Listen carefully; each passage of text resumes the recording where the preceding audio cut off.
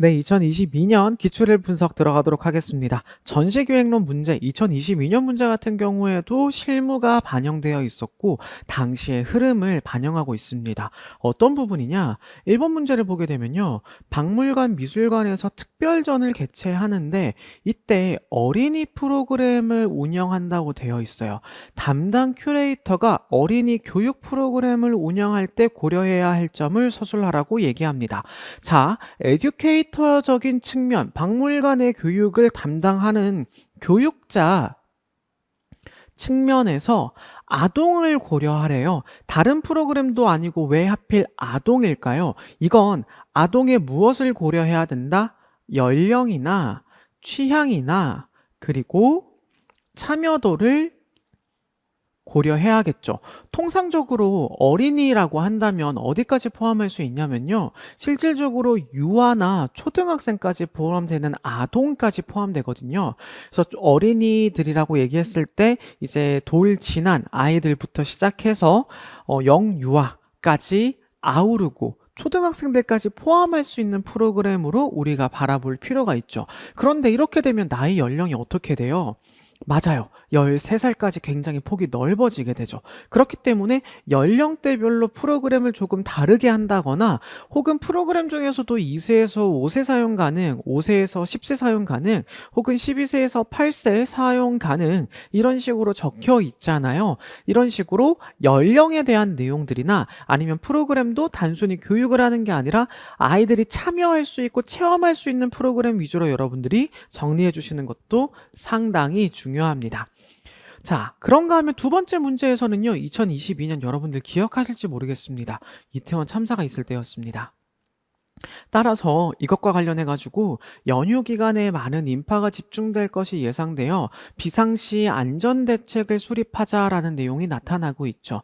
많은 인원이 몰려서 발생하는 문제들이 유달리 2021년과 2022년에 많이 생겼었기 때문에 여기에 있는 해당 내용들을 분명히 파악하고 답으로 작성할 필요가 있는 것이죠. 근데 이 두 가지 문제가 고루 중요하다 보니까 배점도 어때요?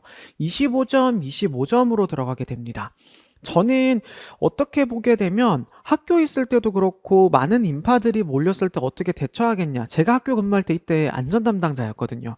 안전 교육부터 실제 대피 훈련, 그다음에 대피 장소까지 모든 걸 다 만들어 가지고 학교 전체에다가 게시하고 이런 일을 담당했던 사람이다 보니까 이 문제가 남일 같지 않고 어떤 노선으로 진행이 되는지 명쾌하게 머릿속으로 입력이 되어 있어요. 왜냐, 국립박물관에서도 공립학교랑 똑같은 구조물을 가지고 들어가고 있거든요. 이 흐름이 크게 다르지 않습니다. 그런가 하면 어린이 교육 프로그램, 박물관 있으면서 제일 많이 했던 것이기도 합니다. 한번 보게 되면요, 실질적으로 시립박물관 안전 매뉴얼 같은 것들을 실질적으로 2015년인가요? 이때 배포하기도 했었고, QR코드 타고 들어가게 되면 각 장소마다 어떤 대피 요령을 가지고 있는지 안내해주고 있어요. 이 중에서 사립박물관 안전 매뉴얼이나 여기 있는 국립재난안전포털 박물관에 있는 내용들은 전시 기획론이나 박물관을 위해서, 박물관학을 위해서라도 여러분들이 공부를 해주시면 되는 거고, 중간에 있는 내용은 이 내용이 배포되고 있다라는 뉴스 기사이기도 합니다. 그냥 한번 여러분들이 나중에 부가적인 자료를 찾아보고 싶다면 QR코드를 찾아보시면 되고요. 여기 보게 되면은 조지 하인의 박물관 미술관 학습 모형이 있어요. 이 내용에서 여러분들한테 강조하고 싶은 게 남들은 모르는 미술전공 이론 3권에 있는 내용이거든요. 이때 교훈적, 해설적, 자극 반응, 발견, 구성주의 여기에 따라서 교육하는 방식이 조금씩 달라지게 됩니다. 여기 있는 내용은 나중에 전시 기획론 수업에서 본격적으로 다룰 내용이고 오늘 기출에서 언급은 하지만 구체적으로 이게 연결돼서 뭔가 만들어낸다 이건 아니에요. 다만 학생들에게 초등학생쯤 되면은 발견학습이 가능하거든요. 여기서 말하는 발견학습이란 학생들에게 산재되어 있는 지식을 스스로 찾아보도록 하는 거죠. 얘는 뭐랑 연결이 가능하냐? 워크시트가 가능하고요. 구성주의로도 가능하거든요. 근데 구성주의 같은 경우에는 지식이 정해져 있는 게 아니에요.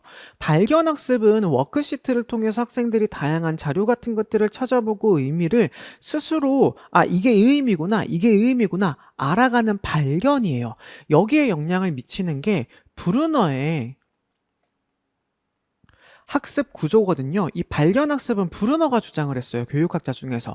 그런가 하면 아래쪽에 있는 구성주의 같은 경우에는 지식은 정해져 있는 것은 아니고 학생들이 산재되어 있는 것들을 찾아가면서 그 속에서 내가 이걸 어떻게 받아들일 것인지 이해해 간다. 말 그대로 지식은 스스로 구성해 간다라는 것이기 때문에 여기에서는 감상이나 비평교육에 조금 더 초점이 맞추어져 있습니다. 그런데 한번 생각해 볼까요? 여기 있는 이 발견학습을 유치원 대상이나 영유아 대상으로 진행하게 되면 다소간의 어려움이 있습니다. 연령을 고려했을 때 초등학생, 그것도 고학년쯤 되는 아이들에게 이 워크시트를 같이 진행하는 게 중요할 거고요. 아래쪽에 있는 구성주의, 감상과 비평 같은 경우에도 조금 나이가 있는 아이들을 대상으로 진행을 해야 될 거예요. 여기에서는 그런 학습으로 나와요. 그러면 영유아들을 대상으로 하는 교육 프로그램은 주로 무엇이어야 할까요? 체험을 하거나 만들기를 하거나 실제 제작 과정을 보고 느껴보도록 하는 거죠. 이들에게 뭔가 이론적이고 지식적인 내용들을 전달한다는 건 크게 의미가 없겠죠. 자연스럽게 아이들이 이걸 만져보면서 느끼도록 한다거나 하는 촉감놀이, 즉 놀이교육이나 노작교육으로 연결시켜주는 게 가장 중요합니다. 그런 면에서 아이들의 집중도 자체도 굉장히 낮을 수밖에 없어요. 그럼 프로그램의 구성도 1시간짜리로 가져간다. 이건 여기에서 가면 돼요. 하지만 유아들을 대상으로 하는 프로그램 같은 경우에는 10분에서 20분 정도의 짧은 커리큘럼에다가 10분은 쉬고 다시 10분에서 20분 정도로 진행하는 사이클을 주기가 굉장히 짧은 것들이 유리할 수밖에 없겠죠. 혹시 이 내용이 지금 더 궁금하시다면 남들은 모르는 미술전공 이론 3권 내용을 한번 참고해 보시면 되겠습니다. 자, 아래쪽에 내려가서요. 이제 물음 1번에 대한 출제 의도를 먼저 보게 되면요. 에듀케이터의 역할과 교육 프로그램 기획 시 고려해야 할 점을 분명히 이해하고 있는가라고 물어보고 있습니다. 자, 여기에서 답안을 구조화하는 게 먼저 필요해요. 우선은 이 교육 프로그램을 내가 만들려고 하는 게 이 전시와 어떤 연관이 있는지 전시 연계성을 확보하는 게 최우선이 돼야겠죠. 그리고 두 번째로 제가 조금 전에 얘기했던 내용이 바로 뭐가 나오죠? 연령별로 발달 단계를 고려해야 된다. 이거는 아동마다 다르고 나이대마다 다르고 취향마다 조금씩 다르지만 크게 봤을 때는 발달 단계, 연령을 구분하자라고 설명을 하는 것이고, 세 번째는 시간 및 공간 배치의 설계인데 시간은 조금 전에 얘기 드렸어요. 낮은 연령을 고려해 30분 이내에 짧은 식으로 들어가야 된다. 그런가 하면 공간 같은 경우에는 아이들이 무턱대고 많이 들어오게 되면 또 문제가 될 수 있겠죠. 그리고 영화 특성상 초등학생 같은 경우에는 아이들 혼자서 체험을 하는 케이스들이 많지만 반대로 영유아 같은 경우에는 반드시 누가 같이 들어오게 된다? 보호자가 동반할 수밖에 없어요. 그럼 자연스럽게 보조 인력을 배치한다거나 동반자들이 같이 들어올 수 있는 보호자들이 같이 들어올 수 있는 공간들을 함께 계약해야 되는 거고, 만약에 이들이 못 들어오게 된다? 그럴 때를 대비해서 무엇? 안전 및 보호자 동반 체계를 어떻게 구성할 것인지에 대한 내용도 옆에다가 함께 작성해 주셔야 됩니다. 교육실 내외에 입퇴장 관리나 동선을 설계한다던가, 보호자 대기 공간 확보 및 비상연락망을 구축한다던가, 장애아동이나 특수교육 대상자 배려를 위한 맞춤 안내 자료도 제공해야 되죠. 여기에서 중요한 거 마지막으로 밑줄 하나 더 치면 계속해서 2021년에 이어서 강조하고 있습니다. 특수아동이나 장애아동 혹은 특수교육 대상자들도 전시에 굉장히 많이 참여하고 있거든요. 실제로 제가 학교에 있을 때도 특수아동들 데리고 미술 프로그램 정말 많이 참여하고요. 박물관, 미술관 많이 갑니다. 그럼 이런 아이들을 보조 인력들은 항상 같이 데리고 다니기 때문에요. 이들과 함께 할 수 있는 프로그램, 그리고 이들에게 어떻게 하면 의사소통이 조금 더 쉽게 전달될 수 있는지를 요즘 많이 고려하고 있어요. 특히 차별철폐금지법. 차별철폐. 금지법이라면 차별 철폐를 금지한다는 거니까. 다시 말하면 차별금지법. 차별금지법이 이제 촉발이 되게 되면서 장애인들이나 특수교육 대상자에게도 충분한 문화적인 기회를 제공하자 막 이런 식으로 얘기가 나오는데 사실 그 부분에 있어서만큼은 모두가 동의를 하는 바일 거예요. 이들도 문화적으로 무언가를 누릴 권리가 있을 것이다. 이들과 관련된 내용들을 여기에 같이 답안으로 작성해 주시는 게 중요하고 마지막으로는 이거는 부수적이긴 한데 프로그램을 피드백하고 설문을 운영해서 다음 교육 프로그램에 반영한다던가 아니면 사람들이 조금 더 원하는 교육 프로그램이 무엇인지 한번 체크해 보는 것이 좋겠죠. 지금 여기 있는 구조에서는 사실 스토리텔링처럼 먼저 진행이 돼요. 제가 구조를 짤 때도 여기 있는 거 박물관학 책의 내용이 어느 정도 있는 내용이기도 하고 박물관 미술관 교육학에 나타나 있는 내용이기도 한데 한번 생각해 보면 교육이라는 건 전시랑 연계돼야 되는 게 첫 번째예요. 그럼 그거는 학생들의 대상을 고려해야 되기 때문에 초등학교 이하를 고려할 거라면은 어디를 고려해야 된다? 연령별 발달 단계를 고려해서 초등학교 이하들에게 어울리는 적합한 교육 프로그램이 뭔지 필요하겠죠. 그럼 중학교나 고등학교 같은 경우에는 학생, 단체, 그리고 청소년이기 때문에 이들을 대상으로 하는 프로그램이 또 따로 운영이 되어야 한다라는 의미입니다. 그리고 세 번째로 이런 발달 단계를 고려하게 되면은 부수적으로 따라붙는 사람들이 있을 거란 말이죠. 그런 동반자들을 고려하려다 보면은 시간이나 공간도 설계해야 되고 이들이 못 들어오게 되면 동반 체계 자체에 대한 설명도 같이 들어가야 되는 거예요. 자연스럽게 이걸 바탕으로 무엇까지 해야 된다? 프로그램 피드백을 통해 가지고 발전시킬 수 있는 방법은 없는지에 대한 고민도 같이 해보시는 게 좋죠. 밑에 있는 답안의 근거를 한번 참고해보면요. 2014년에 나타나 있는 어린이 박물관 교육 운영 프로그램 지침에 이렇게 나와 있어요. 대놓고 근거가 설명되어 있는 거죠. 어린이의 발달 수준에 맞춰 재구성해야 한다. 전시 이외를 도울 수 있어야 한다. 그리고 평가 인증제 체크 항목. 이게 법칙은 아니지만 실제로 박물관을 평가 인증하게 되면 여기에서는 상호 유기적으로 운영되고 있는지 이런 것들을 많이 보게 됩니다. 조금 전에 제가 설명했던 조지아 하인의 박물관 미술관 학습 이론에서도 어떤 거 인지 발달 단계에 맞춰서 제공해 줄 필요가 있다. 이런 것들이 같이 내용이 나타나 있고요. 아래쪽에 보게 되면요. 운영에 있어 안전대책 수립의 중요성을 이해하고 있는지를 물어보는데 사실 이 문제에서 대비책을 적는 거는 어렵지 않아요. 여러분들이 전시를 많이 다녔다면 밑에 있는 내용 정도는 잘 모르더라도 머릿속에 끄집어내가지고 어떻게든 작성할 수 있어요. 다만 답을 구조화할 때 첫 번째로 이제 얘기해야 되는 건 안전에 대한 강조점을 먼저 써줘야 해요. 시설물 유지 관리 방법과 재난 관리로 대별되는 안전 관리 항목을 통해 박물관에서 발생할 수 있는 인적 재난에 대비한 행동 요령을 구비하고 배포하고 있다. 실질적으로 박물관이 사람들이 많이 모이는 장소이기 때문에 안전에 대해서 굉장히 유의하고 있다라는 멘트를 먼저 써주는 거죠. 또한 최근 많은 인파가 몰리는 다중이용 시설에서의 사고로 인하여 안전에 대한 경각심이 강화되었다. 여러분들 잘 모르실 수 있어요. 아니면 나이가 좀 어리신 분들은 2013년까지만 하더라도 수학여행은 한 학년이 단체로 떠나는 게 맞았어요. 그리고 수의계약이라고 해서 이렇게 단체로 많이 가야지만 이게 되거든요. 돈이 조금 아낄 수 있고 저렴해진단 말이죠.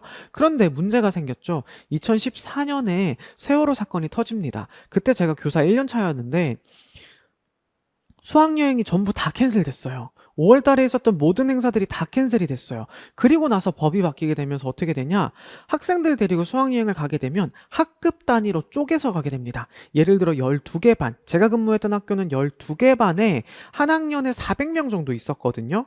그럼 400명이 있으면 3개 반, 3개 반, 3개 반, 3개 반씩 쪼개가지고 가라고 하는 거죠. 120명씩 쪼개서 갔던 거예요. 당시엔 저희 학교에 인원이 많았거든요. 그래서 120명씩 이동하게 되니까 아무래도 식당 같은 것들은 조금 찾기는 편하지만 비용 같은 측면에서 훨씬 더 가격이 많이 올라가게 되는 거죠. 업체를 3개, 4개로 쪼개게 되는 거니까요. 여튼 그런 문제점들이 교육 안전이나 이런 데 되게 많은 영향을 미치잖아요. 그래서 여기에서 안전이 왜 중요한지 많은 인파가 생겼을 때 어떤 문제점이 생길 수 있는지로 서론을 열어야 돼요. 그래야지 아래쪽에 이제 대피, 이제 안전 대책을 할 수 있으니까. 너무 많은 사람들이 몰리게 되면은 순차적으로 입장을 제한을 해야지, 안 그러면 내부에서 무너지거나 작품 안전 관리, 작품에 대한 보존 처리도 어려워질 수 있다. 그래서 입장 제한 및 회차제를 운영하게 되고 사전 예약제를 한다던가, 전시장을 가게 되면 동선을 만들어 놓고 그 동선에 따라서 이동하고, 나가게 되면 절대 재입장이 불가능하다라는 것들을 안내해 주는 것들. 최근에 전시가 왜 그렇게 되겠어요? 전부 다 이런 것들 때문에 그렇잖아요. 너무 많은 인원들이 몰려서 문제 상황이 발생할 수 있기 때문에 대비하기 위해서. 그래서 면적당 몇 명까지 가능하다라는 조례까지 만들어져 있는 상황입니다. 그래서 이걸 바탕으로 동선 구조를 짠다던가, 그리고 보안 및 응급 인력을 배치하는데 갑자기 대기하거나 너무 많은 사람들이 몰려버리게 되면 과호흡이 온다거나 사람이 너무 많아서 당황하는 케이스들도 있거든요. 그런 사람들을 위해 가지고 응급 인력을 배치하거나, 전시장 바닥 입구 보이시면 동선에 따라서 화살표들을 배치해 놓은 것들이 종종 있어요. 그게 전부 다 뭐 때문이다? 여기 이런 것들 때문입니다. 시각적인 구두적인 안내를 병행해 가지고 최소한의 안전장치를 만들어내기 위해서인 거죠. 세 번째는 보안 및 응급 인력을 배치하는 건데요. 전시장 입구 작품 집중 지점에 안전 요원을 배치하고, 그리고 그 밑에 보게 되면 작품 보호 장치를 강화하는 거죠. 이 보게 되면 밀집 시 작품 접촉 방정 완충 발에 설치한다던가, 보통은 감상하기 편하게 밑에다가 라인 접어두고 라인 넘어가지 마세요라고 하는데, 진짜로 보존을 해야 되는 거면 사람이 손이 웬만하면 닿지 않을 정도에다가 바리케이트를 밑에다가 쳐놓는 케이스들도 있어요.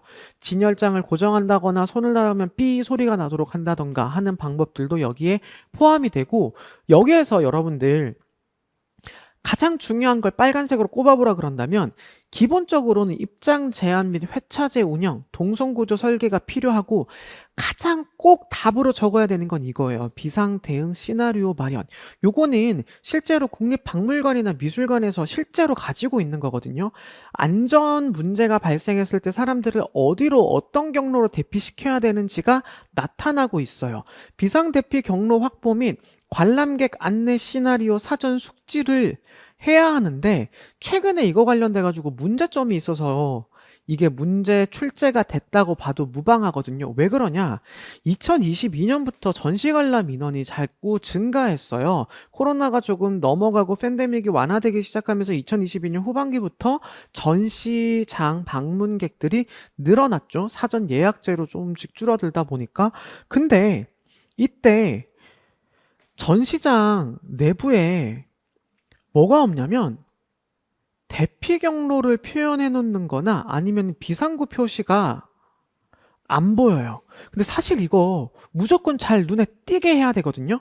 이게 법이에요. 근데 문제는 뭐냐? 전시를 운영하는 입장 측에서, 국립박물관이나 미술관은 좀 덜한 편인데 이제 갤러리를 대여해서 운영하는 한가람 미술관 막 이런 것들 같은데, 전시 주최 측에서 대피 경로나 비상구 표시 같은 것들을 가려 보이게 한다거나 아니면 보호색을 띠도록 만들어 버린 거예요. 이게 2022년 당시에 뉴스로 몇 번 나왔거든요. 근데 이런 사람들이 다쳤을 때 뭐 대피가 가능한가요? 대피가 불가능하게 되겠죠. 안 보이게 가리거나 색깔을 이렇게 만들어 버리는데 사실 이거 불법입니다. 이게 뉴스에 나오다 보니까 과연 기획자 입장에서 이걸 명쾌하게 아는 사람이 몇 명이나 있을까라고 하면서 당시 사회적인 이슈를 문제로 냈다라고 해도 과언은 아니에요. 그래서 소방법에 모두 위반되는 것이기 때문에 여러분들이 이 내용을 잘 체크해주고 꼭 보이도록 해줘야 된다. 다른 것들은 여러분 사실 부수적이에요. 작품 보호 장치 강화하는 거 실질적으로 인력 모이는 거랑 사람들 많이 모이는 거랑 이거랑은 큰 관계는 없다고 볼 수 있겠죠. 작품을 보호하는 거니까요. 그리고 보안 및 응급 인력 배치도 부수적인 용도인 거죠. 부수적인 답을 얻기 위함인 건데, 중요한 건 위에 있는 두 개와 밑에 있는 이 다섯 번째 거. 요 세 가지는 굉장히 중요하고 어떻게든 여러분들이 답을 쓰셔야 되는 부분이고, 모르셨다면 이제라도 암기하셔야 돼요. 이건 언제라도 문제가 다시 나와도 이상하지 않는 부분이라고 설명할 수가 있습니다. 그래서 당시 시대적인 고민들, 상황적인 맥락들이 문제에 조금 반영되어 있다라고 생각할 수 있겠습니다. 자, 그럼 뒤에 있는 문제 2번으로 넘어가서 같이 한번 보도록 할게요.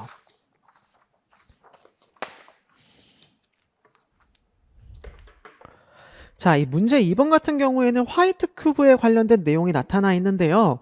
이 화이트 큐브 같은 경우에는 우리가 예전에 제가 서양미술사에서 한번 언급하고 설명은 한 적이 있어요. 이게 전시 기획론에 나왔던 게 아니라 미술사학에서 설명했던 내용인데요.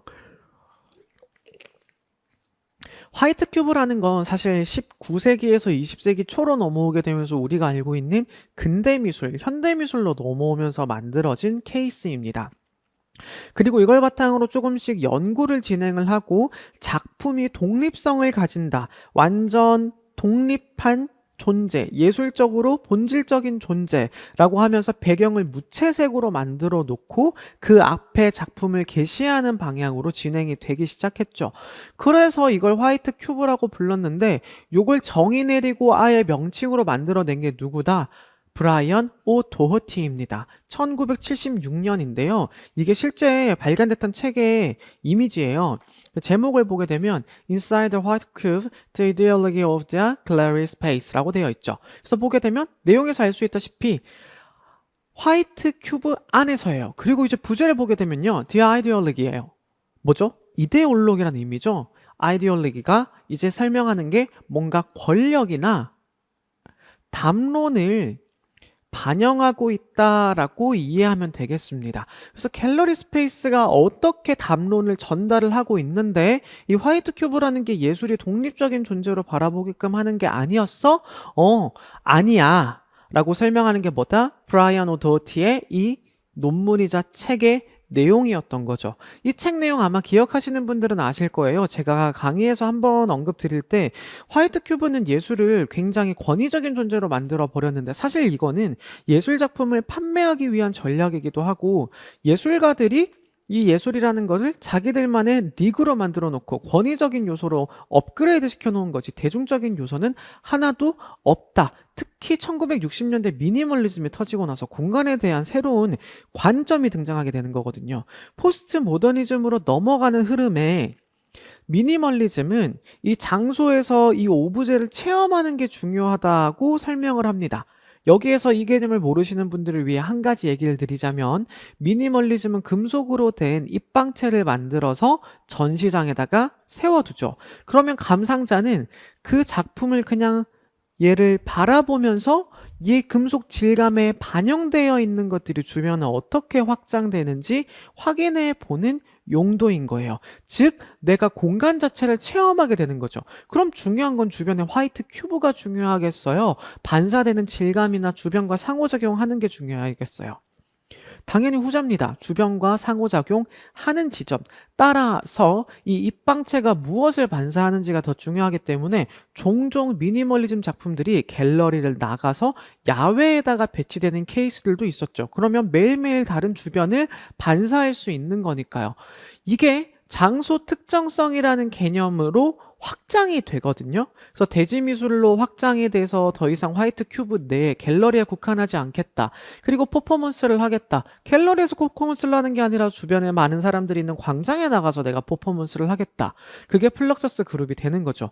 그 흐름에 맞춰서 화이트 큐브라는 거에 대한 비판점을 제공했던 게 브라이언 오 도어티의 개념인 겁니다. 그럼 제가 이 문제에 대한 전체적인 개론을 설명을 다 드렸어요. 자, 그럼 물어보는 내용은 뭐냐? 첫 번째, 화이트 큐브의 출범 배경에 대해서 설명하시오. 여기서는 역사적인 흐름을 함께 설명해 줄 필요가 있고요. 이걸 키워드로 명쾌하게 적어내지 못하면 여러분들은 답을 못 적을 거예요. 그리고 두 번째, 화이트 큐브의 창시자에 대해 설명하시오. 이 브라이언 오더티가 어떻게 이 개념에 대해서 접근했는지 설명하라는 내용인데 점수가 적죠. 배점이 작다라는 건 가볍게만 설명하셔도 되는 거고 기본적으로 화이트 큐브에 대해서 뭐라고 주장했는지만 설명하시면 돼요. 근데 밑에 있는 내용이랑 중첩돼요. 답의 내용이. 물음 3번을 보면요. 화이트 큐브의 문제점 및 확장성에 대해서 설명하시오. 이게 좀 헷갈릴 수 있는 여지가 있는데 문제점이라는 건 위에 창시자가 설명했던 내용들과 별반 다르지 않아요. 그래서 거의 같은 걸로 묶여 있다라고 보시면 되고요. 확장성은 화이트 큐브가 이후에 미친 영향이라고 설명할 수 있겠습니다. 자, 이 내용을 바탕으로 아래쪽에 보게 되면 화이트 큐브의 등장에 대한 문제부터 얘기를 해야겠죠. 조금 전에 제가 얘기했던 것처럼 20세기 후반에서 20세기 초 예술은 일상의 정치, 종교, 사회로부터 완전히 분리된 순수한 감상의 대상으로 인식되었다. 예술이라는 게 사회적인 맥락에서 완전히 독립하게 된 것이죠. 예술 감상을 위해 시각적, 감정적 개입이 최소화된 공백으로 백색 벽이 등장하게 되었다. 왜 감정적으로 만들어야 되다 보니까 이건 자연스럽게 무슨 개념이라고 설명할 수 있다? 일종의 무색화 개념이라고 이야기할 수가 있어요. 칸트의 무관심성과 클라이브 벨의 미적 거리 두기 개념에 근거한 관조적 장소의 필요인데, 자, 이 설명이 뭐냐? 칸트는 근대 미학으로 넘어오는 기존을 다졌다. 비움가르텐이랑 함께 그런 식으로 설명이 되는데, 칸트는 무관심성. 내가 버스를 타고 지나가다가 대상을 딱 바라봤는데 내가 저게 왜 마음에 드는지도 모르고 딱 보자마자 괜찮네? 라고 느끼는 그게 무관심성의 취호, 무관심성의 판단이라고 얘기를 하거든요. 결국에는 이거는 대상을 관조적으로 바라봐야 된다라는 자세를 의미해요. 그리고 클라이브 벨은 의미 있는 형식을 같이 주장했던 예술론가, 비평가 중에 한 명이었죠. 따라서 대상을 바라볼 때는 미적으로 거리를 두고 그 대상만 완벽하게 독립적으로 나타내줄 수 있어야 한다라는 관조적인 장소를 의미하기도 하는 겁니다. 즉, 둘 다 설명하는 거는 관조의 의미이기 때문에 이 개념을 여러분들이 아신다면 구체적으로 적어줘야 여기에서는 점수를 확실하게 가져갈 수 있다라고 얘기를 드릴 수가 있어요. 그리고 밑에 보면 상업화랑에 대한 얘기인데요. 결국에는 화이트 큐브가 이것들을 이용해서 뭘 하게 됐냐? 작품을 사고 파는 장소로서 화랑과 갤러리가 발전하게 되었고, 작품을 강조하기 위한 배경의 무색화와 함께 작품만 부각되는 전시 환경이 필요했다. 요거는요, 여러분, 약간 요렇게 좀 칠게요. 제가 굵은 걸로 요렇게 네모를 치겠습니다. 사실 요 내용은 1번에 들어가도 되는 내용이기도 한데, 다른 의미로 바라보게 되면 얘는 문제 3의 서술에도 상관없는 내용이기도 해요. 문제 3의 서술에도 전혀 상관없는 내용이죠. 왜? 문제점에 대해서 언급하라 그랬으니까 상업화랑으로서의 문제점을 지니고 있다. 1번에 써도 되고 3번에 써도 되는 내용이긴 해요. 일단 얘는 둘 다 가능하다라고 생각하고, 그럼 근대적으로 이 화이트 큐브에 대한 논의가 어떻게 진행이 됐냐? 조금 전에 근대적인 예술관과 함께 나타나게 됐고, 그 다음으로 여기서 하나 얘기를 한다면 꼭 요거는 얘기해 주셨으면 좋겠어요. 문제의 의도가 이거를 포함한다라고 말은 못하겠는데, 앨리스 츠키의 제품 시연실은 화이트 큐브에 분명히 많은 영향을 미쳤거든요. 이 사람에 대한 내용이 문제로 먼저 등장해야 돼요. 구성주의자 리스 츠키는요, 작품을 정적인 대상이 아닌 관객의 동선, 시선, 움직임에 따라 능동적으로 해석되는 공간적 사건으로 재구성하는 실험적 태도를 보였다. 흰 벽체에 다양한 소재의 기하학적 형태를 게시하거나 회전식 패널을 부착하는 등 다면적 구조물로 벽체를 꾸며 현대적 상업화랑을 경험의 공간으로 보여준 결과 하나의 기계적 장치로 보이도록 한다. 자, 여기까지 줄 그으셨으면 위쪽에 있는 도판 한번 볼까요? 앨리스 츠키의 제품 시연실은 이거를 작품이라고 명명하지 않고 제품이라고 명명을 한 이유는 뭐냐? 수많은 기하학적인 도형들이 여러 개로 붙어 나가면서 이 전체 공간을 하나의 제품처럼 보이도록 만든 거예요. 즉, 앨리스 츠키가 관심이 있었던 건 여기 있는 기하 도형에 대한 부분들이 아니라 전체적인 이 공간이 주는 경험, 느낌, 그리고 조형적 구성에 대해서 설명을 하는 것이었죠.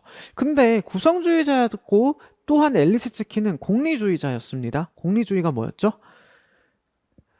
러시아의 프로파간다를 응원하고 뒤에서 도움을 제공하는 쪽이었어요. 그래서 작가인데 그 사회적인 이익을 반영해야 된다. 사회주의에 나는 동의한다라는 입장이 바로 공리주의였습니다. 자연스럽게 이 경험적인 느낌, 조형적인 구성을 바탕으로 당시에 구성주의가 추구했던 거는 근대에 와서 보편적인 조형 언어, 수단이 바로 뭘까? 이런 기하 도형들인 거고 이거야말로 현대적인 언어다라고 하면서 이 공간 자체를 느끼도록 앨리스 치키가 실험했다라고 볼 수 있어요.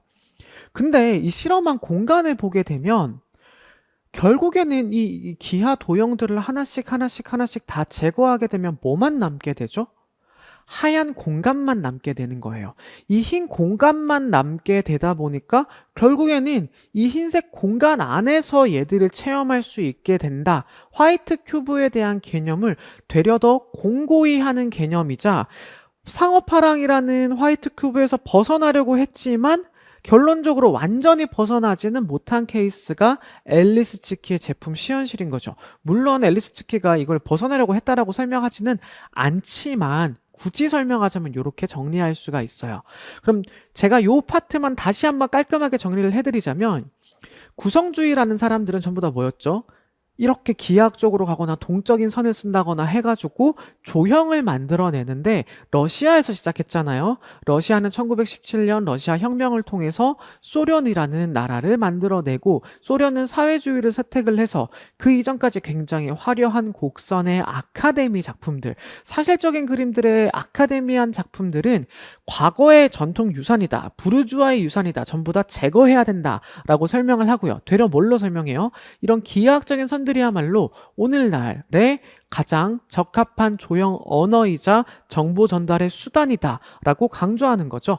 그래서 이런 기하 도형들을 가지고 다양한 실험들을 진행하다 보니 그 디자인에서도 그 산세리프체라고 해서 글꼴에 삐침이 없는 글자거나 아니면 굉장히 명쾌하게 딱 떨어지는 라인들 위주로 작품을 제작하는데 앨리스 치키도 그런 사람 중에 하나였고 그런 조형 실험을 이런 큐브에서 진행을 했다. 근데 여기에서는 감상, 체험, 경험을 전달하고자 했으나 실질적으로 얘를 들여다보게 되면 화이트 큐브의 작품들이 붙여져 있는 개념이었고 작품들이 제거되면 결국 여기도 뭐로 남게 된다? 화이트 큐브로 남게 된다라고 설명하는 거죠. 그래서 경험의 공간으로 보여주었으나 밑에는 뭐라고 설명되어 있다? 반대로 공간 자체의 물성은 화이트 큐브 그 자체로 나타난다는 등 모더니즘 미학을 보여주는 사례가 된다. 그럼 모더니즘의 미학은 무엇인데요? 밑에 나와 있죠. 추상화나 미니멀리즘 등 내용보다 형식을 중시하는 미술의 등장은 화이트 큐브 공간의 절대성을 더욱 공고히 하며 예술을 완전한 무슨 존재? 자율적 존재로 인식하게 만들었다. 여기서 말하는 자율적이란 존재는 독립해야 되고 공간에 종속받지 않고 순수한 대상으로 보게끔 만든 겁니다. 결국에는 이러한 특징을 바탕으로 모더니즘과 형식주의는 예술적 공간을 일종의 무엇으로 만들었냐? 중립적 공간으로 만들었다. 화이트 큐브가 그래서 뭐라고 설명이 되냐면 초반에는 순수한 감성을 느낄 수 있는 혹은 순수한 감상이 가능한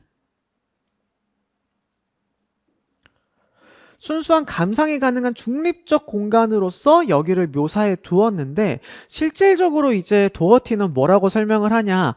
이거 중립 아니야. 이거 중립 아니고 배타적이고 너네 충분히 이데올로기 전달하고 있어 라면서 비판을 하는 장면들이 등장하는 것이죠.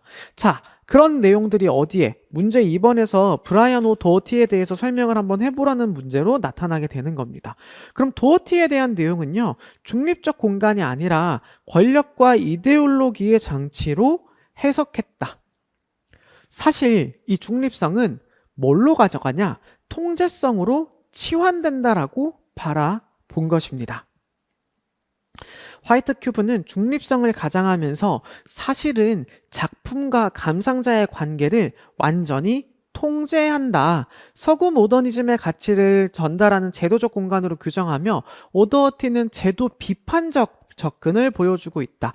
자, 여기에서 흐른 가치하는 게 누구냐면 1970년대잖아요. 이때 제도 비판 미술이 많이 등장해요. 여기에 해당되는 게 한스 하케, 제도 비판에서 한스 하케라는 사람도 있고 마르셀 브로타스, 같은 작가들. 그래서 아예 전적으로 당시 사회가 가지고 있는 제도, 예술의 제도를 구성하는 것들을 전체적으로 비판하려는 사람들의 미술이 제도 비판 미술인데, 오더워티도 이들과의 흐름을 같이 가져가는 측면이었다. 따라서 화이트 큐브의 철학적 기반으로 여겨진 칸트의 무관심성과 순수성은 훼손될 수밖에 없다라고 주장을 한다고 얘기를 하는 거죠. 결국에는 이게 어떤 영향을 미치게 되냐, 이후에 장소 특정적 미술의 등장에 영향을 미치고 대안적 공간, 비영리화랑 문화적 근간을 만들어준다. 원래라면요, 여러분, 오더워티 설명을 할 때 얘를 적어줄 수 있어요. 근데 10점짜리이기 때문에요. 여기서도 마찬가지로 저는 어떻게 생각을 하냐면, 제가 구분하기 쉽게 정리는 해놨지만, 이것 또한 2번에만 들어가는 게 아니라 2번과 3번에 공통적으로 들어갈 수 있는 문장이 되는 거죠. 위에서는 상업화랑에 대한 내용이 나왔고요. 밑에서는 뭐에 대한 내용? 화이트 큐브가 미친 영향점에 대한 내용이 나오는데, 사실 이거 두 개를 조합하게 되면 뭐가 된다? 3번 문제의 답이 되는 거예요. 그래서 3번 문제의 답을 보게 되면 화이트 큐브의 문제점은 중립성을 훼손했고 통제성, 그리고 문제는 뭐냐? 여기엔 부가적인 문제점들을 같이 적어주면 되는 거죠. 정제된 소수의 취향이다. 그리고 퍼포먼스나 사회 참여형 예술은 화이트 큐브에서 진행하기가 어렵다. 그리고 상업 화랑으로 접근하다 보니까 잠재적 소비자로 바라보게 되고, 아예 장애인, 어린이, 고령자들을 위한 접근적 장치가 부족하다 등으로 설명이 되는 것이죠. 이런 부분들을 보게 되면 위에서 얘기했던 내용들이 중복되고 있다라는 사실을 알 수 있어요. 여기에서 우리가 초록색으로 체크했던 내용들을 밑으로 옮겨 쓰세요라고 되어 있지만, 이미 3번에는 위에 있는 초록색 파트가 작성되어 있다고도 봐도 되겠죠. 화이트 큐브의 문제점에서 부가적인 것만 설명을 했고요. 밑에 보게 되면 뭐가 나오게 되냐? 화이트 큐브의 확장성이 나오는데, 조금 전에 뭐 봤죠? 대안적 공간이나 비영리 화랑이나 아니면 설치나 장소 특정적 미술에도 영향을 미쳤다라고 설명을 하는데, 정확하게 말하면 이후 오더워티 이후로의 흐름을 설명할 때 화이트 큐브, 공간에서 관계 중심으로 나아갔다라고 얘기를 많이 합니다. 그리고 얘기할 때 큐브가 화이트 큐브에서 크게는 블랙 큐브, 디지털 큐브라도 설명을 많이 하거든요. 블랙 큐브 같은 경우에는 어두운 공간에서 음향빛, 영상 중심으로 감각을 재구성하거나 작품을 순수하게 바라볼 수 있는 게 화이트만 있을 필요는 있다 없다? 없다라고 바라보면서 새로운 개념으로 접근하게 만들어내죠. 자, 이게 대표적으로 국립중앙박물관에 지금 현재 설치되어 있는 사유의 방이라고 얘기할 수 있습니다. 사유의 방이 뭐냐? 방가사유상 두 개가 원래는요, 석가탄신일을 기점으로 이젠 번호가 사라졌긴 했지만 83호와 78호를 번갈아 가면서 올려두는 게 시스템이었어요. 그런데 사유의 방을 만들고 그 방가사유상을 양쪽에 배치하고 우리는 들어가서 그 음향과 소리와 약간 하는 소리가 들리거든요. 그 소리 중앙에서 불상을 이렇게 바라보기만 하는 거죠. 이게 박물관의 명품화라고 얘기를 하는 건데, 블랙큐브를 활용했던 사례가 바로 여기에 지금 송기정 투구 전시장 명품화 해가지고 이 방에 송기정 투구 하나만 올려놓도록 해놨습니다. 이 안에서 이 작품을 보게 되면 되게 멋있고, 어떤 느낌이냐면, 송기정 선수가 얼마나 애를 썼을까, 그때 당시에 마음이 어땠을까 하는 그런 기분이거든요. 거기에 대한 공감도 해보고 상상도 해봐요. 근데 이전에 송기정 투구가 어디 있었냐? 그냥 기승관 한쪽에 중앙에 세워져 있는 게 다였어요. 그래서 여기 있는 것처럼 뭔가 아우라가 엄청나게 강하거나 그런 게 아니라 많은 것들을 세워놓고 그 중앙에 송기정 투구 하나가 딱 있는, 그래서 이게 여기 국립중앙박물관에 있네? 되게 의외다라는 생각을 되게 많이 했었죠, 저는. 근데 지금 이렇게 아예 독립된 공간에다가 이걸 배치해 두다 보니 어떤 느낌이다? 사람들이 느꼈을 때 아우라가 느껴지기도 하고, 대상을 관찰했을 때 송기정 투구가 전달하고자 하는 바가 상당히 감성 넘친다라고 설명해 줄 수가 있는 부분이겠죠. 자, 마지막으로 이제 하나 더 하게 되면 참여형 미술인데, 화이트 큐브에서 벗어나서 관객의 행위, 피드백, 몸짓이 작품의 일부가 되기 시작했고, 플러스로 여러분, 밑에 마르타 미누이는 그냥 보시면 되는데요. 공간에서 관계 중심으로 이행됐다 그랬잖아요. 이게 관계 미학이나 사회 참여형, 미술에 상당히 많은 영향을 미쳐요. 대표적으로 여기에는 기 드보르, 90년대 등장하게 되죠. 니콜라 부리오. 이런 학자들이 사회 참여형 매술에 대해서 어떻게 접근해야 되는지에 대한 이론들을 전개해 나가기도 합니다. 전시기획론에 대한 내용은 실무 위주인데 이 화이트 큐브 문제 같은 경우에는 살짝 예술학 문제 같기도 했습니다. 그래서 예술학 문제와 전시기획론을 살짝 섞어 놓은 느낌인데요. 앞부분에서는 실무적인 부분을 물어보고 뒷부분에서는 전공적인 부분들을 같이 물어놔서 요런 패턴이 만들어지는 건가 했는데 또 요 다음에는 또 그렇지도 않더라고요. 그래서 잠시 쉬었다가 2023년 문제를 같이 보면서 한번 분석해 보도록 하겠습니다.